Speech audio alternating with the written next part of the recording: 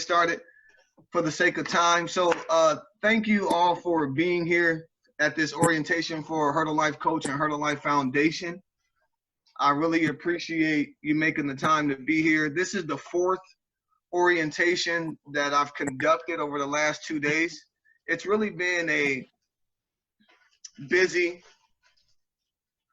last couple of months, month and a half or so, ever since the incident that happened in Minneapolis with George Floyd. There was a real spike in interest for people who wanted to find out more about how can I be involved? What is there more that I can do in my community across the country to participate in the efforts for safety, justice, equality, equity.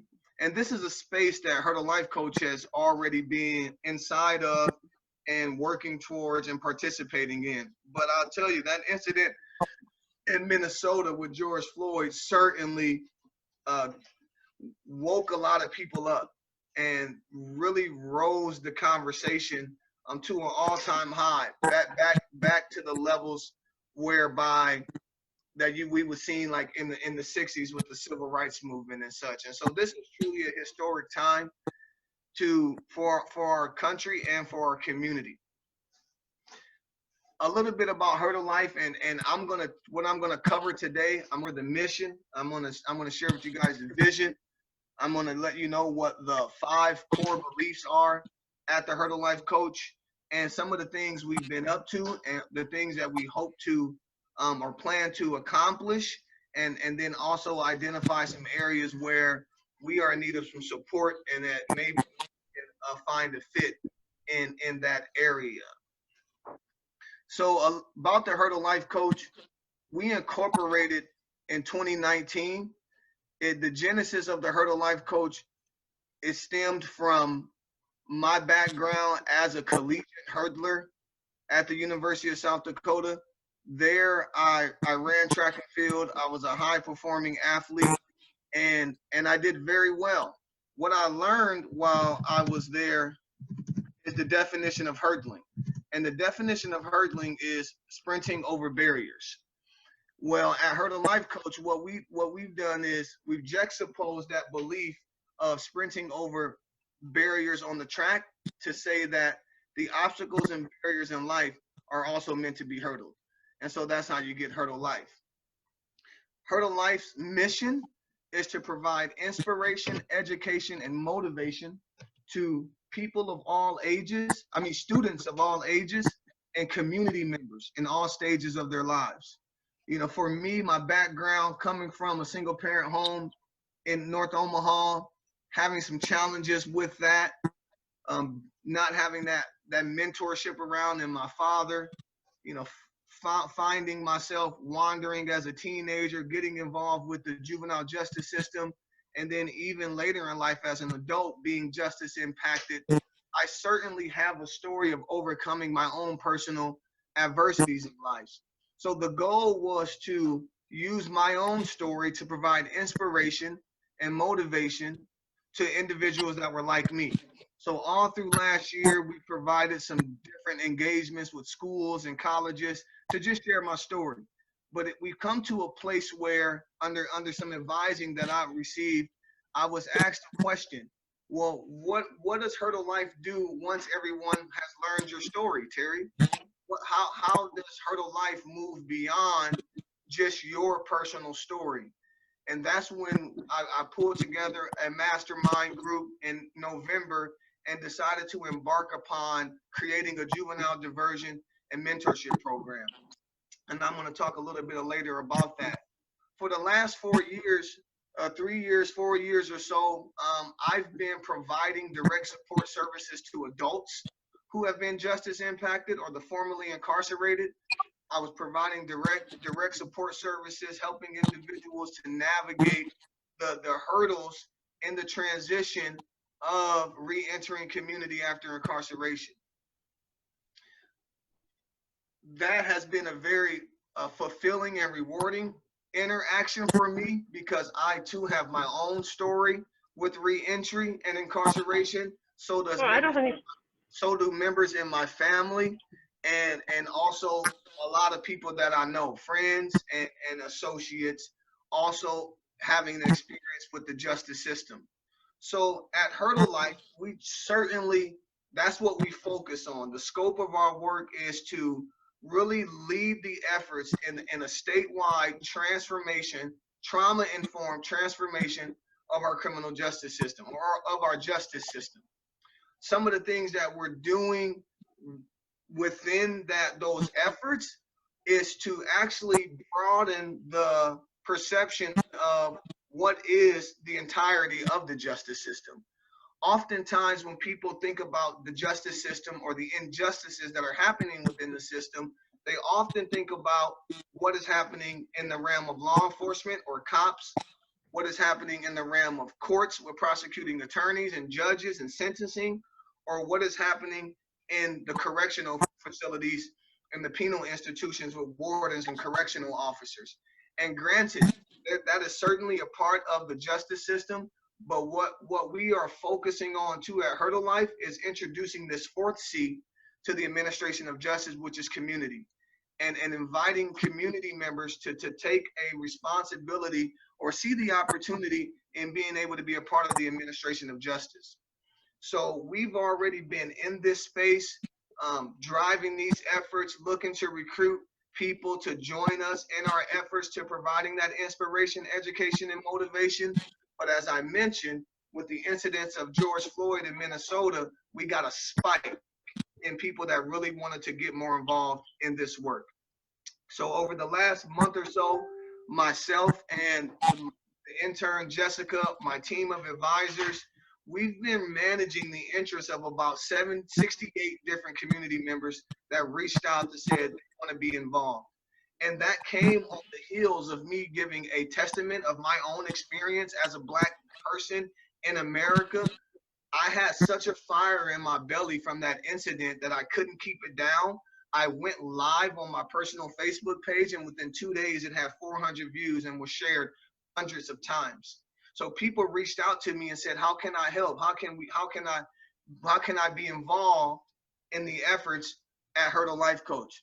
So over the past month or so, again, I've been working with creating a volunteer database, identifying some different places that people can support the efforts of Hurdle Life Coach, and that brings us to today, whereby most of you have filled out the volunteer intake and application form. Some of you have participated in the doodle form, but one way or another, you have expressed to myself that you have an interest in supporting the work, and I've invited you here to hear more about what we're doing and where you fit. So I spoke to already the mission of the Hurdle Life Coach, which is to provide inspiration, education, and motivation to students of all ages and community members in all stages of their lives. The vision at the Hurdle Life Coach is a world where every person is seen, supported, and empowered. That is the vision. The vision at the Hurdle Life Coach is a world where every person is seen, supported, and empowered. And I want to talk a little bit more about that mission statement. When we say students of all ages, this is not on this. Yes, this is also particular to students in the classroom, whether that be middle school, high school, or college, but also the lifelong learner. One thing I say in my coaching is that life is a classroom, so be a student. So anyone in a leadership position ought to have that open mind that they're always engaging and learning. So when we say students of all ages, we just mean people that are open to learning and receiving that information in that way. So not just the institutional learning, but also life as a classroom. And then community members in all stages of their lives. So whether that stage is, high school to college, college to workforce, within the workforce, high school to workforce, we specialize in coaching people through two components: career transitions and personal adversities. Those are the two specific areas of focus when it comes to Hurdle Life coaching: career transition and personal adversities. Now, in that career transition, that may just be for your average young professional, like again, a high school student going to college, a college student coming out to the workforce. There might be someone within the workforce who's looking for a shift or looking for a change.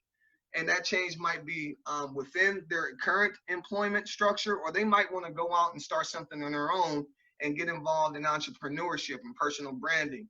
We'll also can assist people in coaching in that way. And that employment piece is also so imperative because the biggest hurdle, or the main hurdle, the most significant, the largest piece to supporting individuals who are formerly incarcerated is helping them to find work. Employment opportunities is actually one of those components in regards to how does the community participate in the administration of justice.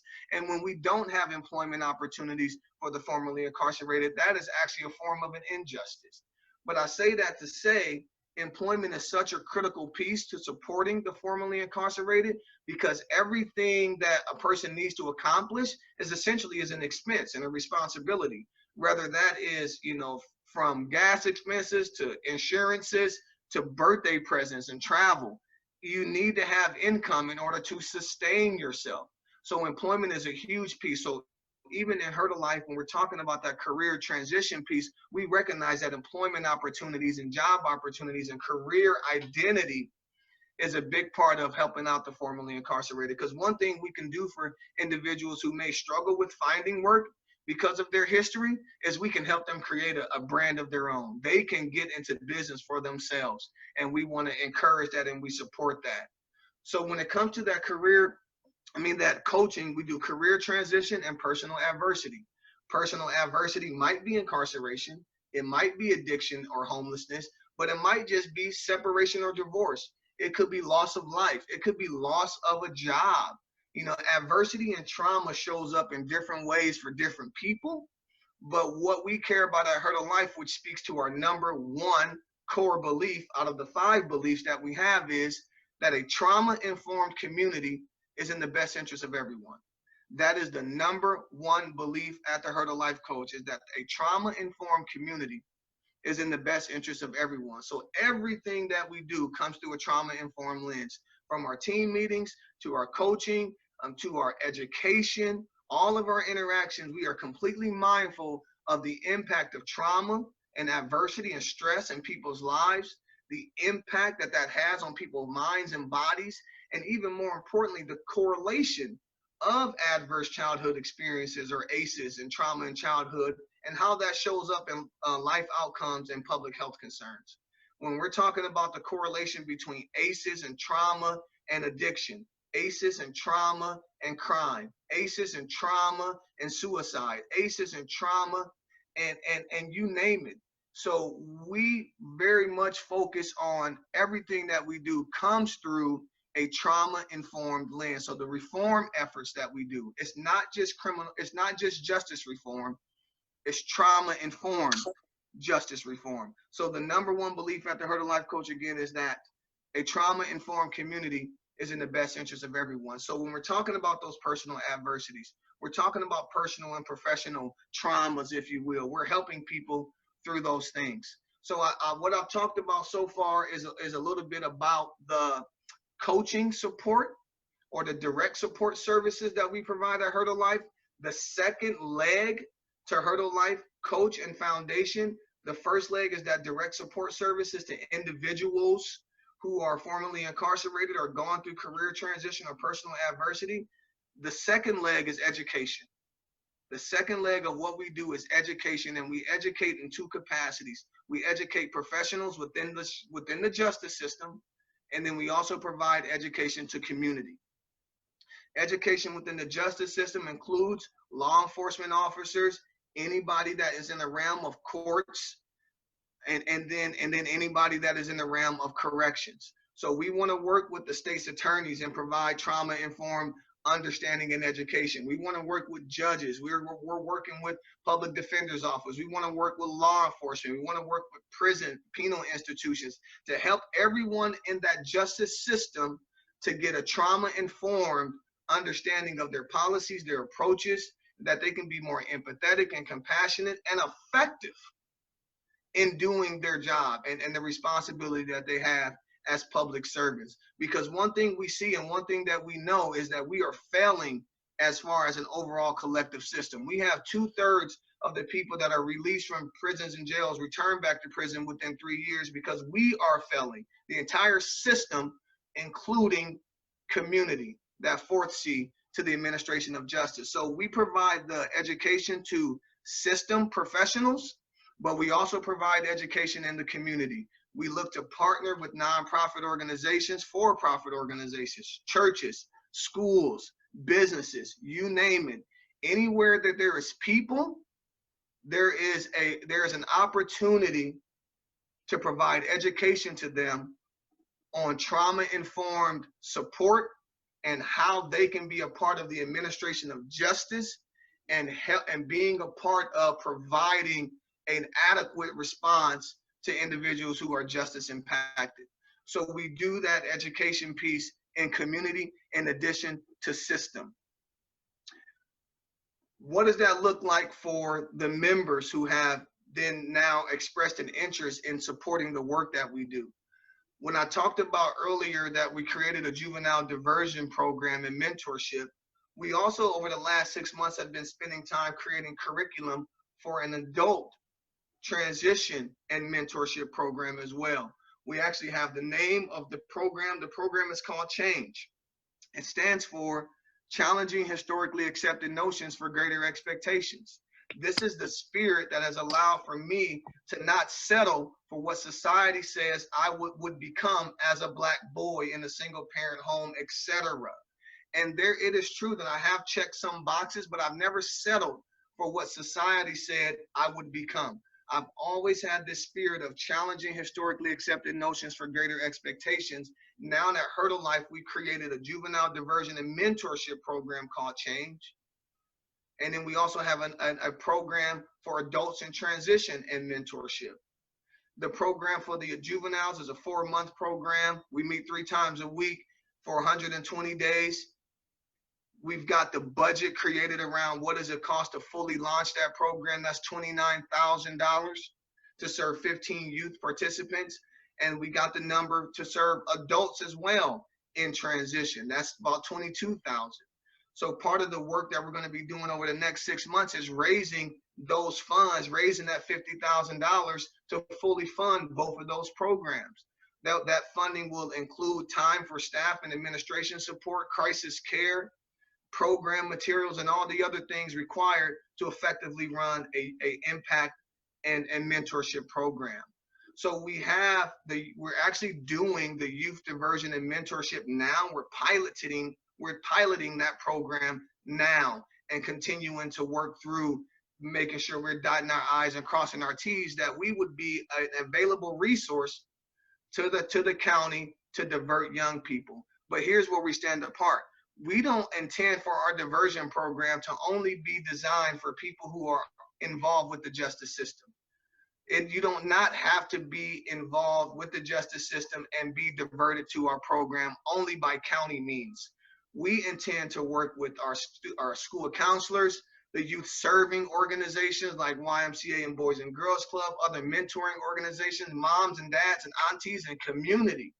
Because diversion just means to take a person off a path in which they're heading in. And we don't have to wait until they get involved with the justice system to participate in diversion. So we want to attract those youth participants prior to that, but certainly can work with individuals that are already involved with the justice system as well. Then what distinguishes us is that we are minority-led. We are a minority-led diversion mentorship program. So now, as we're seeing the diverse demographics grow within our community, the question is, how do we embrace that, support that, and be most effective with our emerging diversity? Well, we do that through representation, giving them example, personal inspiration, and people who can relate to them. And that's why it's so important that, for me, I'm actively recruiting mentors to support the youth participants and the adults in transition. I'm actively recruiting people with diverse perspective, diverse representation, that we can provide that inspiration and that empathy and that relatability to our youth participants and our adults. So we're doing some programming in the space of youth diversion and adult support. And we get into character, which is another one of the beliefs at Hurdle Life. So let me actually finish listing the other 4 beliefs from our 5 beliefs. I've already mentioned the first one. The second belief is that human potential is infinite. That is the second belief at Hurdle Life Coach. So we do not and always believe that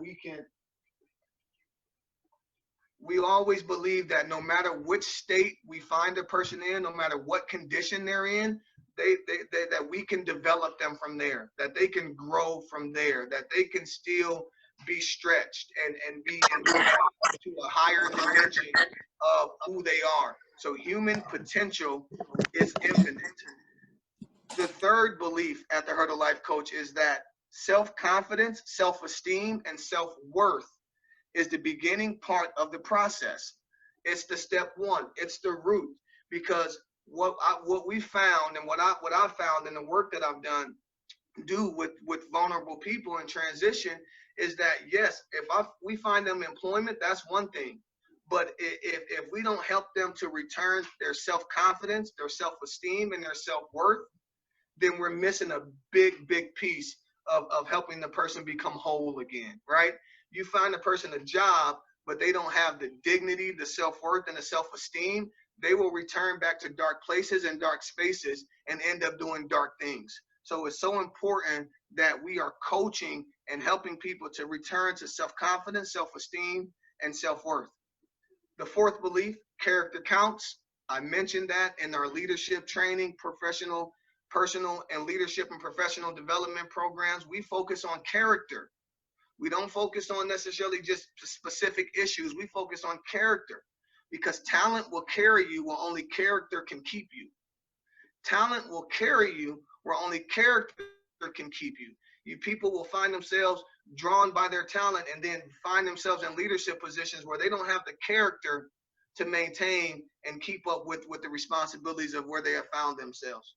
So we focus on character. We coach on consistency and honesty and integrity. We introduce people to emotional intelligence. We talk about the laws of attraction, reciprocity, and association. We provide a different type of community-based education that complements what's going on in the schools, because we know that there's gaps in the school system, education system, just like there's gaps in the justice system. But our approach is not to complain about what's wrong, it's to come forward with solutions to fill those gaps. So at Hurdle Life, we're providing inspiration, education, motivation through our coaching classes, focusing on character. And the fifth belief is that faith is the fuel. And when we say faith is the fuel, we just say that to say that even though you don't have it now, doesn't mean you can't get it. We know that it is true that whatever the mind can conceive and then believe, that it can achieve. And so for us, it's not a religious doctrine when we say faith. It's just the fact that if you believe you can, then you will. And we will stand and believe with you. And so our fifth belief is that faith is the fuel. So I talked about the mission of Hurdle Life, providing inspiration, education, motivation to students of all ages and community members in all stages of their lives. I've talked about the vision at the Hurdle Life Coach, a world where every person is seen, supported, and empowered. I talked about the 2 legs to Hurdle Life Coach, in direct support services to the youth in diversion, to adults in transition, helping them through career transition or personal adversities. And then I also talked about what we do as educators, to assist people who are professionals working within the system and also the community at large. So considering all of those things, the last 6 months since going full time into Hurdle Life, I spent a lot of time in the back office building the legitimacy, the credibility, and the visibility of Hurdle Life Coach. This is what I've been working on with my team of advisors and also the founding board of directors for the Hurdle Life Foundation. We've been busy in over these last 6 months, cocooning, sheltering in place, and working on visibility, credibility, and legitimacy. And now today we celebrate having a strong foundation, having the Hurdle Life Coach with programs up and running, and the websites and different things often moving for visibility, the YouTube channel, all these different things. Plus the foundation is in place also, so that we can receive grant dollars, donations, work with foundations to be able to help fund the programs at Hurdle Life Coach. So we built that legitimacy, but certainly as we move into the next 6 months, we can use all the help that we can get. And this is where this now orientation, now that you guys have an overview, you can ask yourself, where do you see yourself fitting? How do you see yourself participating in our mission work and our vision work? And I'll tell you this, and I'll open it up for you guys to let me know what you're thinking. When it comes to supporting an operation like Hurdle Life and Foundation, we're typical like any other nonprofit where we need administrative support, help. We need support in marketing. We need support. We're asking for support, I should say, in special event planning. We're asking for support in facilitators and mentors. And then we're also asking for support in fundraising. And so for the last, for these last 2 days, I did those 4 orientations. I've been talking to some people about marketing, some people about administration, some people about mentoring. This orientation had more of a fundraising focus, but certainly we can open it up to that you can fit anywhere. If you can see yourself helping us in facilitation to young people or adults, then let's talk about that. Mentorship, whether you can relate or provide some business sense for individuals as well. There's a mentorship opportunity to provide support.